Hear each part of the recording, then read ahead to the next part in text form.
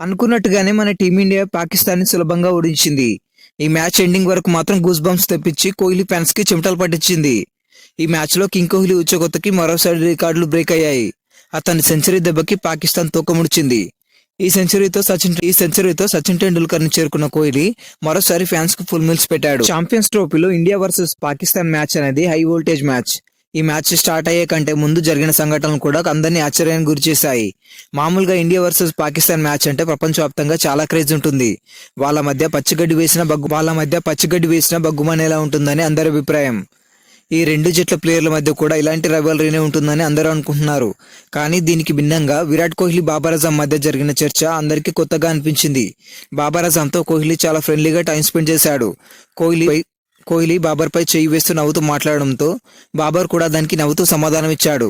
ఇదే ట్విస్ట్ అనుకుంటే దీనికి మించిన పెద్ద ట్విస్ట్ విరాట్ కోహ్లీ పాకిస్తాన్ ప్లేయర్ అయిన నసీం షూలీస్ కట్టడం. కొన్నిసార్లు జట్ల మధ్య ఎంత వైరం ఉన్నా కూడా ప్లేయర్స్ మధ్య మాత్రం మంచి బాండింగే ఉంటుంది. కానీ ఎందుకో కొంతమంది ప్లేయర్స్ మధ్య ఈ బాండింగ్ మిస్ అవుతుంది. అది కూడా ఈ మ్యాచ్లోనే మొహమ్మద్ రిజ్వాన్ అవుట్ అవగానే హర్షిత్ రాణా ఇంకా రిజ్వాన్లు షోల్డర్స్తో గుద్దుకుంటూ వెళ్ళిపోయారు. ఇక ఈ మ్యాచ్లో మన కింగ్ కోహ్లీ మరో మైల్ స్టోన్ చేరుకున్నాడు. ఈ మ్యాచ్తో విరాట్ కోహ్లీ ఓడిఐలో 14,000 పరుగులు చేసిన ప్లేయర్గా రికార్డు సృష్టించాడు. అలాగే చాలా రోజుల తర్వాత టీమిండియాలోకి ఎంట్రీ ఇచ్చిన కుల్దీప్ యాదవ్ కూడా ఈ మ్యాచ్తో 3 వికెట్లు తీసి 300 ఇంటర్నేషనల్ వికెట్లు తీసిన ప్లేయర్గా రికార్డు సెట్ చేశాడు. కానీ ప్రజెంట్ సిచ్యువేషన్లో కుల్దీప్ కంటే వరుణ్ చక్రవర్తి చాలా బాగా వేస్తున్నాడు. ఈ మ్యాచ్లో కుల్దీప్కి రీప్లేస్గా వరుణ్ చక్రవర్తిని తీసుకొస్తే వికెట్లు సులభంగా తీసేవాడు. అలాగే చాలా మంది ఈ మ్యాచ్లో అయిన హర్షదీప్ సింగ్ ని తీసుకొస్తారేమో అని అనుకున్నారు. కానీ విన్నింగ్ కాంబినేషన్ అంటూ హర్షిత్ రాణాని కంటిన్యూ చేశారు. ఇక ఇండియా వర్సెస్ పాకిస్తాన్ మ్యాచ్ అంటే ప్రపంచమంతా ఎదురు చూసే రేర్ మ్యాచ్. గతంలో కూడా ఇండియా వర్సెస్ పాకిస్తాన్ మ్యాచ్లో ఇండియా 77%. గతంలో జరిగిన చివరి 10 ఓడిఐ మ్యాచ్లో కూడా ఇండియా దాదాపు 7 మ్యాచ్లు గెలిచింది. పాకిస్తాన్ కేవలం 2 మ్యాచ్లు మాత్రమే గెలిచింది. ఇక ఈ మ్యాచ్ హైలైట్స్ చూసుకున్నట్లయితే టాస్ గెలిచిన పాకిస్తాన్ బ్యాటింగ్ ఎంచుకుంది. విచిత్రం ఏంటంటే ఈ మ్యాచ్ లో కూడా మళ్ళీ మన రోహిత్ శర్మ టాస్ ఓడిపోయాడు. దీంతో వరుసగా 12 మ్యాచ్లో టాస్ ఓడిపోయి ఇందులో కూడా రికార్డు సృష్టించాడు. ఇక మ్యాచ్ మొదలుపెట్టిన పాకిస్తాన్ మెల్లిమెల్లిగా 41 పరుగులు చేసింది. 26 బంతుల్లో 23 పరుగులు చేసిన బాబర్ ఆజమ్ ని హార్దిక్ పాండ్యా మొదటి వికెట్ గా ఇండియాకి సమర్పించాడు. ఇక ఈ వికెట్ పడిన కొద్దిసేపటికే పాకిస్తాన్ మరో ఓపెనర్ అయిన ఇమామ్ ఉల్-హక్ ని అక్షర్ పటేల్ మెరుపువేగంతో రన్అట్ చేశాడు. ఇక ఆ తర్వాత వచ్చిన షకీల్ ఇంకా రిజ్వాన్లు చాలాసేపు వికెట్ పడకుండా స్లో రన్ రేట్తో దాదాపు 100 పరుగులకు పైన భాగస్వామ్యం చేశారు. దాదాపుగా 26 ఓవర్లు కేవలం వీళ్ళిద్దరే ఆడారు. అప్పటి వరకు వికెట్ లేక ఇబ్బంది పడుతున్న టీమిండియాకు హార్దిక్ పాండ్యా బౌలింగ్ లో క్యాచ్ రూపంలో ఒక అవకాశం లభించింది. ఇది కాస్త హర్షిత్ రాణా నీలపాలు చేశాడు. దీంతో హార్దిక్ పాండ్యా కోపాన్ని కంట్రోల్ చేసుకుని వెళ్ళిపోయాడు. ఇక ఆ నెక్స్ట్ ఓవర్లోనే అక్షర్ పటేల్ బౌలింగ్ లో 77 బంతుల్లో 46 పరుగులు చేసిన రిజ్వాన్ అవుట్ అయ్యాడు. ఇక అదే ఓవర్లో కుల్దీప్ మరో క్యాచ్ డ్రాప్ చేశాడు. ఆ నెక్స్ట్ ఓవర్లో హార్దిక్ పాండ్యా మళ్లీ వచ్చి షకీల్ని అవుట్ చేశాడు. ఆ మ్యాచ్లో షకీల్ 76 బంతుల్లో 62 పరుగులు చేశాడు. తర్వాతి ఓవర్లోనే 4 పరుగులు చేసిన తయ్యద్ తాహిర్ను మన జిడ్డుబాయ్ అవుట్ చేశాడు. ఇక వికెట్ లేక ఇబ్బంది పడుతున్న కుల్దీప్ కూడా సల్మాన్ అలీని 19 పరుగులకి అవుట్ చేశాడు. ఇక ఆ వెంటనే షాహీన్ అఫ్రిదీని కూడా కుల్దీప్ డకౌట్ చేశాడు. ముచ్చటగా 3వ వికెట్ కూడా కుల్దీపే తీసుకున్నాడు. 14 పరుగులు చేసిన నసీం షాని అవుట్ చేశాడు. ఇక ఇన్నింగ్స్ చివరి దశలో హ్యారిస్ రఫ్ని మళ్లీ అక్షర్ పటేల్ రన్అట్ చేశాడు. నంబర్ 7లో వచ్చిన కుష్దిల్ మాత్రం చివరి వరకు ఆడి 39 బంతులు 38 పరుగులు చేసి హర్షిత్ రాణా బౌలింగ్ లో అవుట్ అయ్యాడు. 2 బంతులు మిగిలి ఉండగానే పాకిస్తాన్ ఆల్అౌట్ అయ్యి ఇన్నింగ్స్ ముగిసేసరికి 241 పరుగులు చేసింది. ఈ ఇన్నింగ్స్ లో కుల్దీప్ 3 వికెట్లు, పాండ్యా 2 వికెట్లు, అక్షరైన్ జడేజా చెరో వికెట్ తీసుకున్నారు.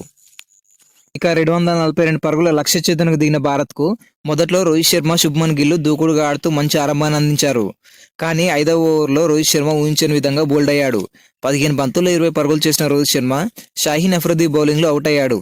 వన్డౌన్ లో వచ్చిన కోహ్లీతో కలిసి గిల్ మంచి నాకనైతే ఆడాడు.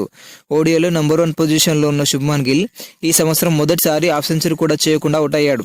18వ ఓవర్లో 52 బంతుల్లో 46 పరుగులు చేసి అబ్రార్ అహ్మద్ బౌలింగ్ లో క్లీన్ బౌల్డ్ అయ్యాడు. ఇక ఇప్పుడు మొదలైంది అసలైన వేట. ఒక పక్క విరాట్ కోహ్లీ, మరో పక్క శ్రేయస్ అయ్యర్లు వికెట్ పడకుండా పాకిస్తాన్ కు చుక్కలు చూపించారు. ఇద్దరు కూడా మంచి పార్ట్నర్షిప్ తో ఊరమాస్ బ్యాటింగ్ చేస్తూ ఇద్దరు కూడా హాఫ్ సెంచరీలు కంప్లీట్ చేసుకున్నారు. కోహ్లీ హాఫ్ సెంచరీ కొంచెం ముందుగానే అయింది. లక్ష్యం చిన్నదవడంతో మ్యాచ్ మొత్తం వన్ సైడ్ గా మారి ఇండియా వైపు ఒక పక్క కోహ్లీ సెంచరీకి చేరువలో ఉన్నాడు. చాలా రోజుల నుంచి కోహ్లీకి సెంచరీ లేదు. దీంతో ఫ్యాన్స్ అందరూ కోహ్లీ సెంచరీ చేయాలని ఎగ్జైట్ గా ఉన్నారు. చివర్లో కోహ్లీకి బౌండరీలు గానీ సిక్సర్లు గానీ రాకపోవడంతో రన్ రేట్ పాయింట్స్ వేస్ట్ అవ్వకూడదని బౌండరీలు బాదడం మొదలు పెట్టాడు శ్రేయస్ అయ్యర్. దీంతో కోహ్లీకి ఎక్కడ సెంచరీ మిస్ అవుతుందో అని స్టేడియం మొత్తం ఇండియా స్కోరు 214కి చేరగానే 67 బంతుల్లో 56 పరుగులు చేసిన అయ్యర్ కుజ్దిల్ బౌలింగ్లో అవుట్ అయ్యాడు. దీంతో ఇండియా గెలుపుకి కోహ్లీ సెంచరీకి క్యాల్కులేషన్ సరిగ్గా సరిపోయాయి. అయ్యర్ అవుట్ అయిన తర్వాత వచ్చిన పాండ్యా కూడా కోహ్లీ సెంచరీని లెక్క చేయకుండా టైం వేస్ట్ చేయకూడదని 2 బౌండరీలు కొట్టడంతో ఇక విరాట్ కోహ్లీ సెంచరీ మిస్ అయిందని అనుకున్నారు. ఇక అప్పుడే హార్దిక్ పాండ్యా కూడా అవుట్ అవడంతో ఆ తర్వాత వచ్చిన అక్షర్ పటేల్ కోహ్లీకి స్ట్రైక్ ఇచ్చాడు. మ్యాచ్ గెలవడానికి 3 పరుగులు కావాలి, కోహ్లీ సెంచరీకి 4 పరుగులు. ఇక ఫ్యాన్స్ అందరికీ మ్యాచ్ మర్చిపోయి కోహ్లీ సెంచరీ గురించి భయం పట్టుకుంది. ఇక అప్పుడు వచ్చింది కోహ్లీ బ్యాట్ నుంచి ఒక బౌండరీ. దీంతో ఓడిఐలో 51 సెంచరీలు చేసిన ప్లేయర్గా సచిన్తో పాటు మొదటి స్థానంలో కోహ్లీ కూడా నిలిచాడు. ఇది కోహ్లీకి 82వ ఇంటర్నేషనల్ సెంచరీ. కోహ్లీ ఫామ్ ఎలా ఉన్నా సరే పాకిస్తాన్తో మ్యాచ్ అనగానే ఎక్కలేని ఊపుతో మ్యాచ్ని గెలిపిస్తాడు. అందుకే అంటారేమో కోహ్లీని ఫాదర్ ఆఫ్ పాకిస్తాన్ అని. ఈ గెలుపుతో ఇండియా టేబుల్లో మొదటి స్థానంలో నిలిచింది. ఈ మ్యాచ్లో పాకిస్తాన్ కూడా చాలా కీలకమైన క్యాచ్లను డ్రాప్ చేసింది. ఓటమితో పాకిస్తాన్ ఛాంపియన్స్ ట్రోఫీ నుంచి తప్పుకుంది. ఇందులో పాకిస్తాన్ దురదృష్టం ఏంటంటే ఈసారి ఛాంపియన్స్ ట్రోఫీ వాళ్ళే నిర్వహించారు. ఇందులో నుంచి మొదటగా ఇంటికి వెళ్ళిన టీం కూడా వాళ్ళదే.